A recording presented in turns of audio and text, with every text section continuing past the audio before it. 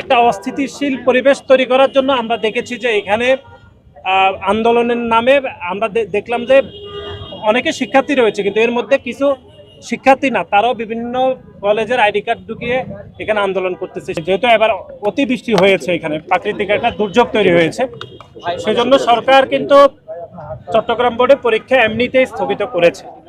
এর বাইরে দেশের বিভিন্ন প্রান্তেও কিন্তু মানে স্বাভাবিকের থেকে বেশি বৃষ্টিপাত হচ্ছে, সেজন্য তারা যে দাবি করেছে যে স্বাভাবিক সময়ের জন্য পরীক্ষা স্থগিতকরণ, এর বিষয়ে বাংলাদেশ জাতীয়তাবাদী ছাত্রদল নিজেই গতকাল বিবৃতি দিয়েছে। রূপায়ণ lake castle, welcome to the land of piece. আপনারা খেয়াল করে দেখবেন যে অতীতে আওয়ামী লীগ সরকার হিসাবে যদি কোনো সিদ্ধান্ত নিত, ছাত্রলীগ কিন্তু সেই সিদ্ধান্তের পক্ষে থাকতো। কিন্তু আমরা দেখেন গণ অভ্যুত্থান যে পরিবর্তনের রাজনীতি করেছে, সেজন্য আমরা কিন্তু সরকারের সিদ্ধান্তের বিরুদ্ধে গিয়ে আমরা বলেছি সরকারকে সিদ্ধান্ত পুনর্বিবেচনা করার জন্য আমরা গতকালই বলেছি। এবং আমরা আজকেও শুনতে পেয়েছি যে সরকার যেহেতু পরীক্ষা এগুলো খুব গুরুত্বপূর্ণ সিদ্ধান্ত, সরকার বিভিন্ন স্টেক হোল্ডারদের সাথে আলাপ করে, বিভিন্ন শিক্ষা বোর্ডের চেয়ারম্যান, বিভাগীয় কমিশনার, ডিসি, তারপরে আমাদের ইউনো সাহেবদের সাথে আলাপ আলোচনা করে তারা সিদ্ধান্ত নিয়ে থাকে। তো সেটি তো চলমান আছে, সিদ্ধান্ত প্রক্রিয়া চলমান আছে।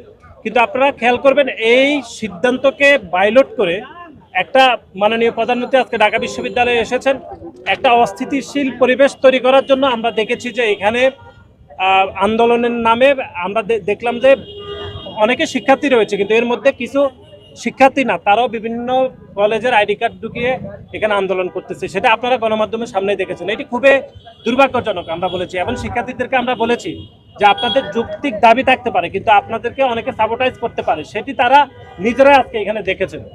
আমরা তাদেরকে বলেছি তাদের যদি অন্য যুক্তি থাকে, বিশেষ করে পদার্থবিজ্ঞানের 2টি কোশ্চেনের বিষয়ে তাদের আপত্তি আছে, আমরা বলেছি যদি তাদের এ বিষয়ে দ্বিমত থাকে তারা শিক্ষা মন্ত্রণালয়ে আলাপ আলোচনা করতে পারে, আমরাই তাদেরকে নিয়ে যাব, তারা যদি প্রতিনিধি দিয়ে থাকে।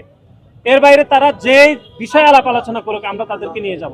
রাস্তা বন্ধ করা এটি তো কোনো সমাধান হতে পারে না, যেহেতু আলাপ আলোচনার বিষয়টি একদমই ইতিবাচক এবং এটি হতে পারে, সরকারও চাইতেছে, আমরাও চাইতেছি। সুতরাং আমি মনে করি যে রাস্তা বন্ধ করার এই যে প্রক্রিয়া, তাদের যে ইচ্ছা পোষণ, এটি আসলে তৃতীয় পক্ষ তাদের মাথায় ঢুকে দিয়েছে।